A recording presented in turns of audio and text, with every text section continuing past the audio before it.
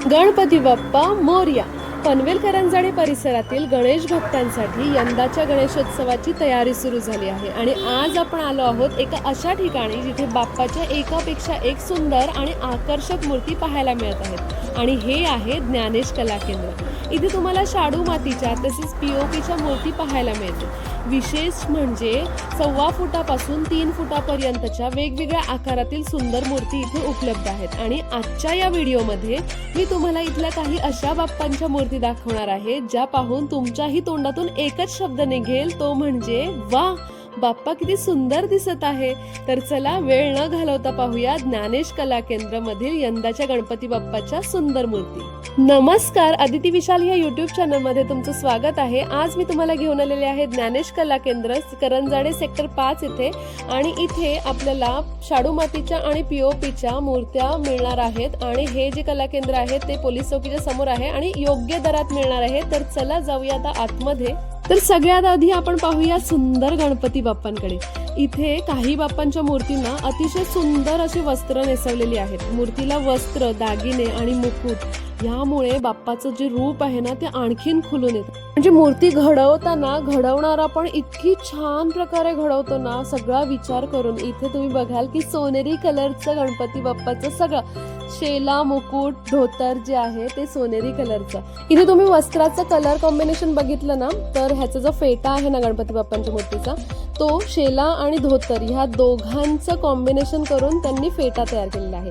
आणि ह्याच्यामध्ये तुम्हाला जी मूर्ती आवडते ना त्या मूर्तीला, समजा तुम्हाला तुमच्या चॉईसने कपडा अरेंज करायचा असेल, तुम्हाला असं वाटतं की ह्या शेलाचा, ह्या धोतरचा कलर जो आहे तो वेगळा असायला पाहिजे, तर त्यानुसार तुम्हाला तसे पण कलर. इथे बघा ती तशीच प्रकारची मूर्ती होती, फक्त इथे कलर जो आहे तो कॉफी कलरच्या ऐवजी इथे हिरव्या कलरचा वापर केलेला आहे. म्हणजे तुमच्या आवडीनुसार इथे कपड्याचा कलर जो आहे तो वापरला जाईल, कारण हे जे कपडे नेसवण्याचं काम जे आहे ना ते पण ह्याच कला केंद्रामध्ये केलं जातं.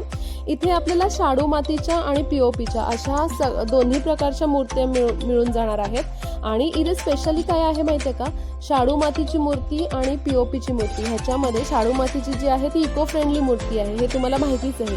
पण पीओपीची मूर्ती जी आहे ना ती जास्त क्रिएटिव्ह आपल्याला करता येते. म्हणजे पीओपीच्या मूर्तीमध्ये जास्त डायमंड वर्क किंवा जो कपड्याचा वापर आहे किंवा जास्त क्रिएटिव्ह तुम्हाला मूर्ती बघायची असेल तर ती पीओपीची करता येते.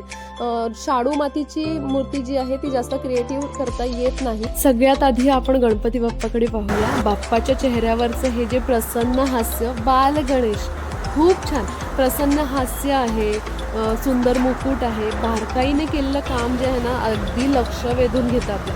आणि इथल्या मूर्तीची खासियत म्हणजे प्रत्येक मूर्तीमध्ये काहीतरी आपल्याला वेगळे पण पाहायला मिळत आहे. आणि काही मूर्तींवरती डायमंड वर्क केलेलं आहे. या मूर्तीला एकदम रॉयल लुक, आपल्याला हे गणपती बाप्पाची मूर्ती दिसते, रॉयल लुक दिसत आहे आणि आकर्षक लुक येतो. आणि तुम्हाला पीओपी आणि शाडू मातीच्या मूर्तीबद्दल सांगत होते मी की शाडू मातीच्या मूर्तीमध्ये ना मातीचा नैसर्गिक लुक आणि मूर्तीची पारंपरिक रचना जी आहे ना ती जपावी लागते. म्हणजे मातीवर खूप जास्त जड ज्वेलरी किंवा डायमंड वर्क जे आहे किंवा बारीक सारीक जी सजावट आहे तर तिचं वजन त्यामुळे वाढू शकतं. आणि मूर्तीची जी नाजूक रचना असते, शाडू मातीची जी मूर्तीची ना नाजूक रचना असते, तर ती रचना जी आहे ती खराब होण्याची शक्यता असते. त्यामुळे शाडूच्या मूर्तीमध्ये साधेपणा, नैसर्गिक फिनिशिंग आणि पारंपरिक कलाकुसर याला जास्त महत्त्व दिलं जातं. आणि पीओपीची मूर्ती जी आहे ना ती शाडू मातीच्या मूर्तीपेक्षा गुळगुळीत असते, त्यामुळे त्याच्यावरती सजावट करणं खूप सोपं जातं. तर आतापर्यंत मी तुम्हाला खूप मूर्त्या दाखवल्या गणपती बाप्पाच्या, आणि त्याच्यामधली तुम्हाला सगळ्यात जास्त आवडणारी मूर्ती कोणती आहे ती मला कॉमेंट करून नक्की सांगा. ही जी गणपती बाप्पाची मूर्ती आहे ना त्याच्याकडे निरीक्षण करून बघा, एक वेगळे पण असं आहे की त्या गणपती बाप्पाच्या गालाला खळी आहे. तर तुम्हाला इथे येणं जमत नसेल आणि तुम्हाला जर मूर्ती बुक करायची असेल तर तुम्ही त्या मूर्तीचा फोटो स्क्रीनशॉट काढून मी स्क्रीनवरती जो नंबर दिलेला आहे त्याच्यावरती तुम्ही व्हॉट्सॲप करू शकता आणि आपली गणपती बाप्पाची मूर्ती बुक करू शकता. योग्य भावात इथे आपल्याला गणपतीच्या मूर्ती मिळणार आहेत. आणि शाडू मातीच्या, स्पेशली शाडू मातीच्या मूर्ती इथे भरपूर प्रकारामध्ये शाडू मातीच्या मूर्ती आहेत.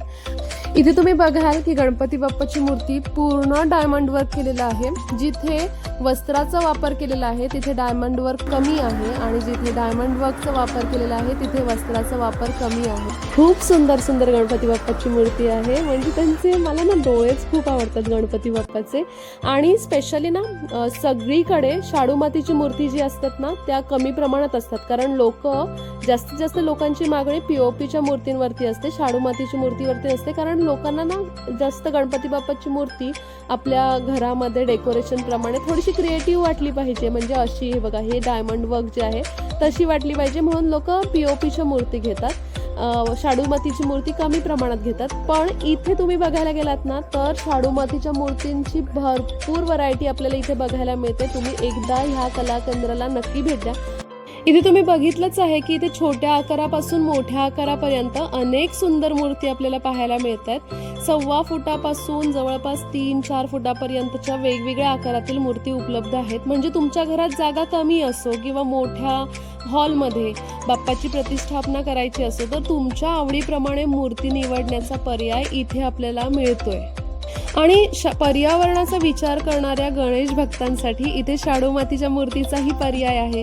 म्हणजे गणपती बाप्पाची भक्ती करतानाच पर्यावरणाची पण काळजी ही सुद्धा आपली जबाबदारी आहे. म्हणून यंदा तुम्ही मूर्ती घेताना तिचं साहित्य आणि विसर्जनाची योग्य पद्धत याचाही नक्की विचार करायला पाहिजे. तर शाडू मातीच्या मूर्तीची भरपूर सारी व्हरायटी आपल्याला इथे बघायला मिळते. तर मित्रांनो, आज आपण पाहिल्या पनवेल करंजाडे येथील ज्ञानेश कला केंद्र मधील सुंदर गणपती बाप्पांच्या विविध मूर्ती.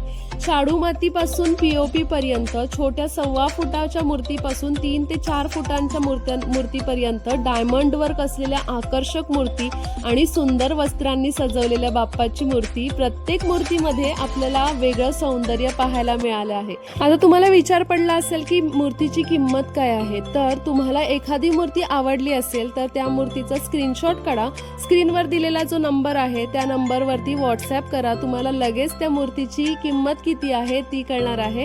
आणि गणपती बाप्पाचं खूप सुंदर सुंदर रूप इथे बघायला मिळालेलं आहे. आणि स्पेशल म्हणजे ह्या मूर्तीची जी सजावट आहे, डायमंड वर्क आहे, वस्त्र नेसवण्याचं काम आहे, ते आपल्याला ह्याच कला केंद्रामध्ये समोरच बघायला मिळणार आहे. मी तुम्हाला थोडीशी झलक दाखवते की गणपती बाप्पाला कसं सजवलं जातं. तर चला बघूया आपण वस्त्र कसं नेसवलं जातं किंवा कसं डायमंड वर्क केलं जातं. तर इथे वस्त्र नेसवण्याचं काम चालू आहे. शेला जो आहे तो नेसवतायत. म्हणजे प्लेट्स वगैरे सगळं बारकाईने काम करावं लागतं. खूप मेहनत आहे ह्याच्यामध्ये. आणि तुम्हाला एखादी मूर्ती आवडली आहे, तुमच्या डेकोरेशनप्रमाणे तुमच्या पसंतीप्रमाणे एखादं वस्त्र जे आहे ते तुमच्या चॉईसप्रमाणे जर पाहिजे असेल तर ती गॅरंटी आहे की इथे तुम्हाला तुमच्या आवडीप्रमाणे वस्त्राचा कलर केला जाईल. पण त्यासाठी काय करायला लागेल तर लवकरात लवकर तुमची जी मूर्ती आहे, गणपती बाप्पाची मूर्ती आहे, ती बुक करावी लागेल. तरच तुम्हाला पसंतीचं वस्त्र जे आहे ते लावलं जाईल. कारण तयारीला खूप वेळ जातो गणपती बाप्पाच्या. तर अशा प्रकारे जर तुम्हाला ही व्हिडिओ आवडली असेल तर व्हिडिओला लाईक करा, आपल्या चॅनलला सबस्क्राईब करा आणि हा व्हिडिओ जास्तीत जास्त शेअर करा. हा व्हिडिओ तुमच्या गणेश भक्त मित्रमैत्रिणींना शेअर करा. आणि हो, यंदा तुमच्या घरी कोणत्या रूपात बाप्पा येणार आहे ते कमेंटमध्ये नक्की सांगा. तर असंच भेटू आता आपण पुढच्या व्हिडिओमध्ये. तोपर्यंत छान छान राहा आणि आमचे व्हिडिओ नक्की